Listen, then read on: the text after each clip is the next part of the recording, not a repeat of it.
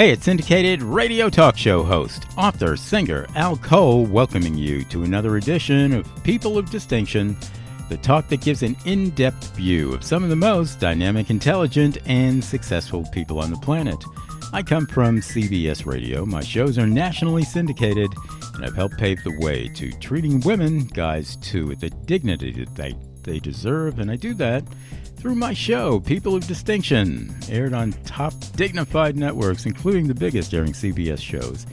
And that's Apple's iTunes radio network under their professional news talk division, airing CBS shows Fox News, NPR, BBC, and C-SPAN 2, best talk in the country, around the world on Apple's iTunes radio network. And I'm also a major media consultant. That means that I help people to make a profit on whatever products or services they're promoting through major media or digital media as well. And if you want to know more, go to my website, peopleofdistinction.org. You can also email me, alcoholic@gmail.com. You heard me right. alcoholic@gmail.com. And I really want to thank my CBS radio listeners for coming up with that handle, alcoholic. Seems like from day one, my listeners have been saying, Al, we love what you're doing there, brother. In fact, we're hooked on it. We're alcoholics. Coming up, we got a guy who's going to be talking about The Solution. All right, that's his new book. And I'll tell you, it's the solution that you've been looking for.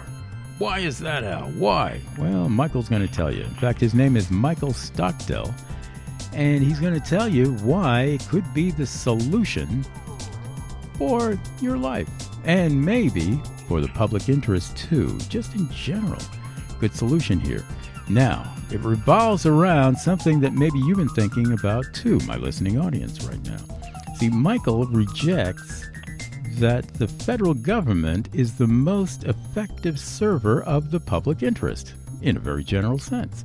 He's going to tell more specifically his saga there, why he would think that the federal government might not be the most effective server of the public interest. Now, I know a lot of you people are thinking the same thing. Oh, boy, taxes, taxes, taxes. Maybe that's part of the federal government that is not necessarily in the public interest. And maybe services. You go to a federal building and you have to wait for a long time, maybe hours, and you're still not happy. They didn't really serve my interests right. And then on the other hand, maybe the federal government is serving big business interests better than they are you, the everyday Joe and Josephine out there. Most of the public. And maybe that's what Michael's going to be talking about. In any event, we know that sometimes as part of the public, we have a problem with the federal government these days, and it goes back many years. This is nothing new. In fact, many federal government employees that call themselves public service people or public servants, who further call themselves politicians, and maybe they call themselves specifically a congressperson or a senator, maybe even the president of the United States. Sometimes they try to distance themselves from federal government. Now, that's ironic. Yeah, we want to get government off of our back. We want to minimize government. What? I mean, these are government people saying that they want to get government off of the back of the public. It doesn't make too much sense, and seemingly every time they say that, a few years later, government is even more of a problem. There's even bigger government. We know about the debt these days. It's astronomical. It's been added to over the last few years by a Republican president. Now, I'm not saying that Michael's going to be talking about all of this, although he might. But maybe these are some of the things that maybe it's not serving the public interest in the right way. Federal government. Whoa. So I want you to order that book, The Solution, by our special guest here today, Michael Stockdell. He's going to be talking about it, and you can order that book at Amazon.com. And I will say he was brought to me by a great publishing company. And that publishing company is called UR-Link. So if you want to move a book and you want to move it effectively, UR-Link is your book solution. And I want you to run to their website, urlinkpublishing.com. Michael, hey, how are you doing today? Tell us a little bit about your book, The Solution. Yes. The book is summarized at the beginning. The subtitle is Repairing Our Broken Political System, and I believe I deliver on that promise. And also, essentially, the purpose of the book itself begins with our current political system puts too much power into the hands of the few and often produces results that don't work. And I think that summarizes it pretty well. All right, so tell us more about that. I'm sure you have many pages in your book, The Solution. What are some of the solutions to these problems? Well, to begin with, I have around 13 constitutional amendments that I recommend, and also a way that we can make those constitutional amendments real. In addition to that, I have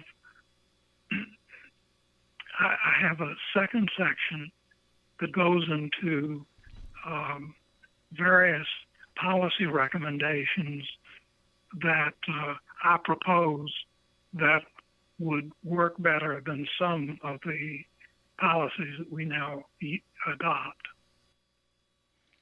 Well, give us some of those policy recommendations that you have, Michael.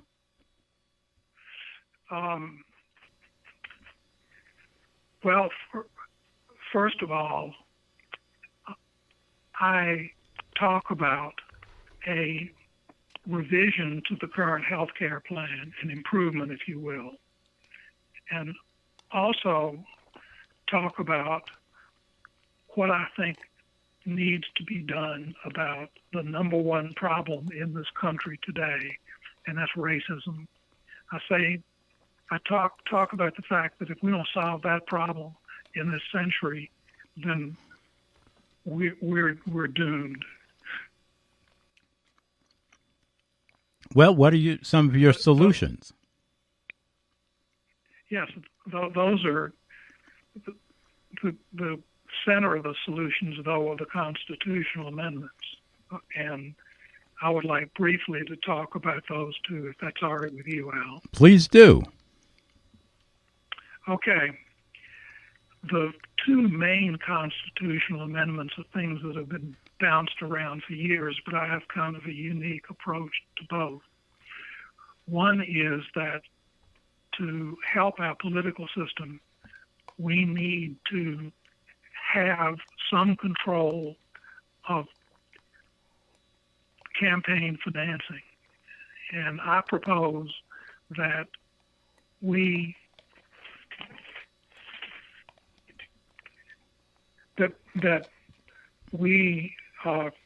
control campaign financing at the spending end rather than, as has traditionally been the case, at the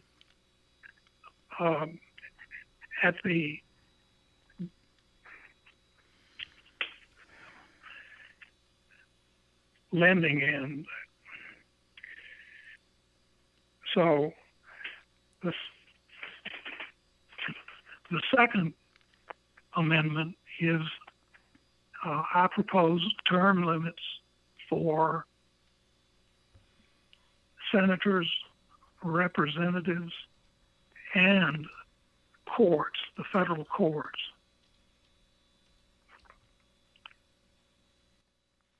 Well, I think we would all agree with you there with the term limits particularly, and I'll make a quick reflection on that.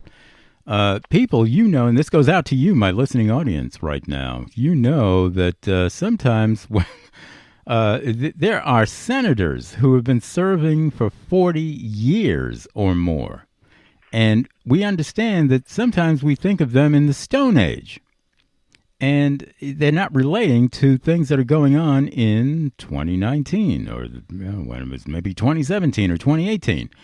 We understand that. It can't go on forever with people being elected at a certain point and then keep being reelected because of money interests.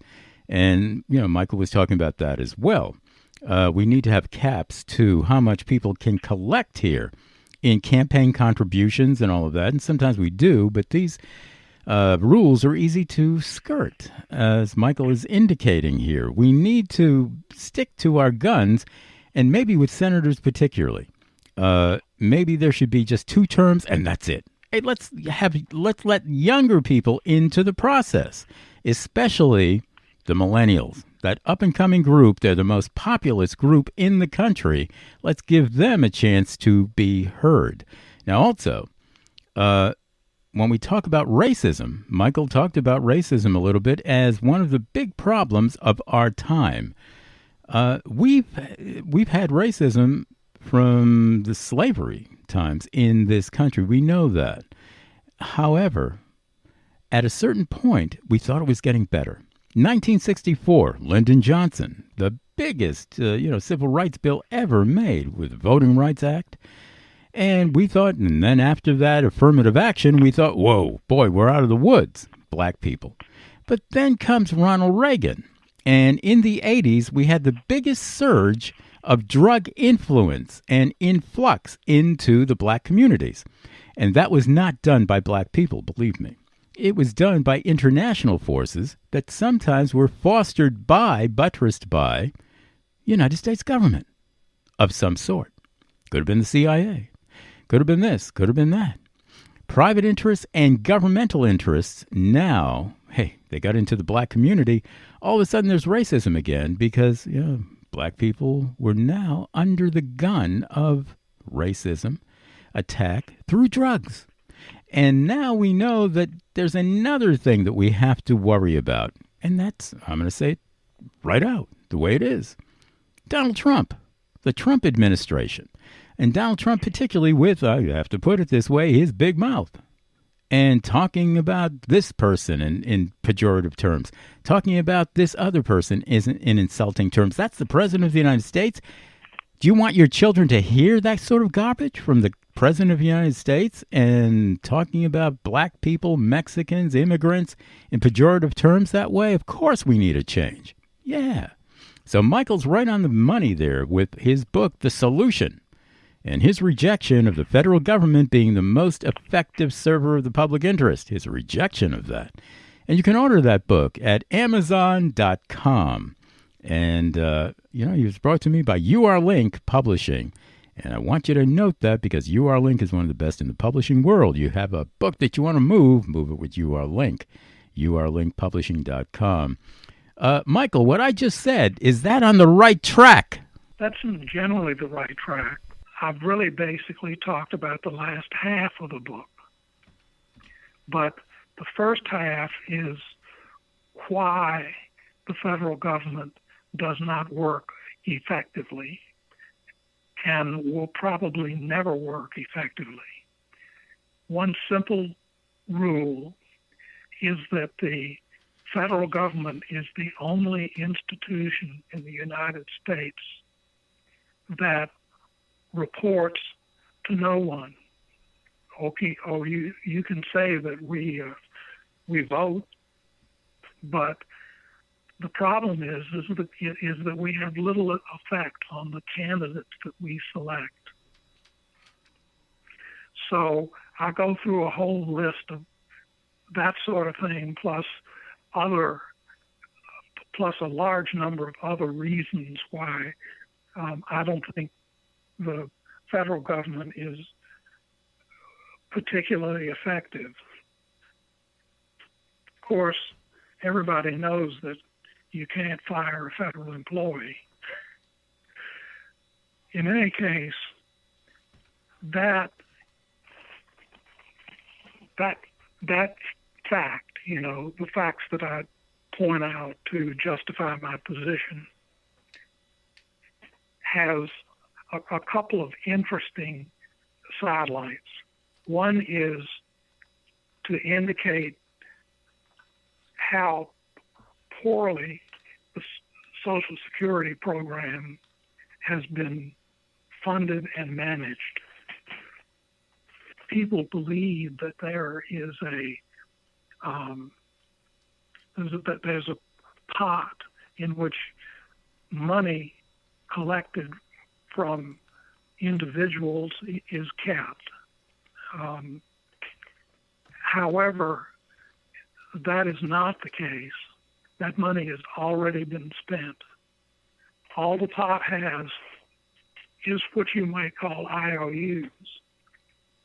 And those IOUs are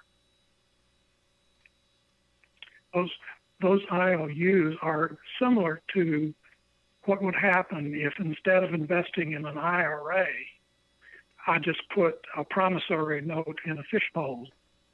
Do you think I would be able to count on that for retirement? Of course not.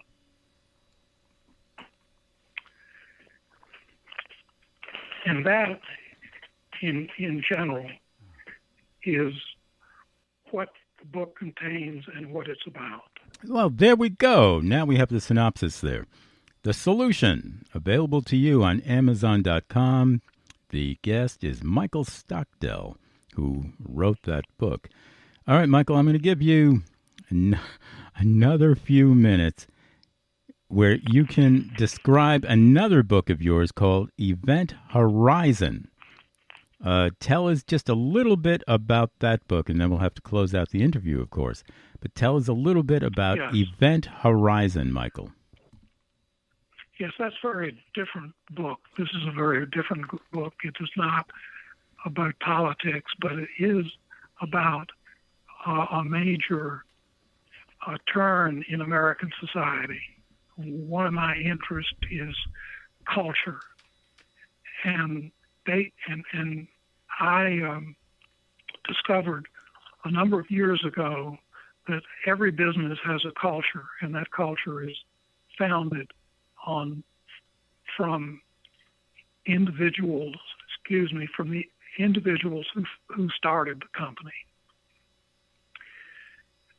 That is one side of the picture. The other side is that the largest player from a business standpoint in that book is the International Business Company, sometimes called IBM, sometimes called Big Blue, and a number of other nicknames.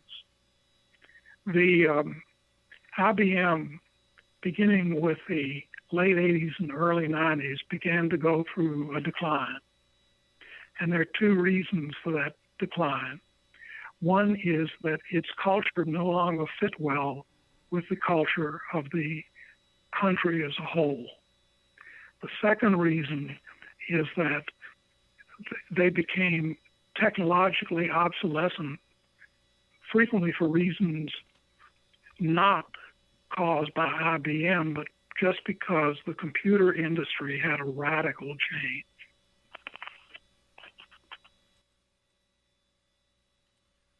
Is that it? Is that all you want?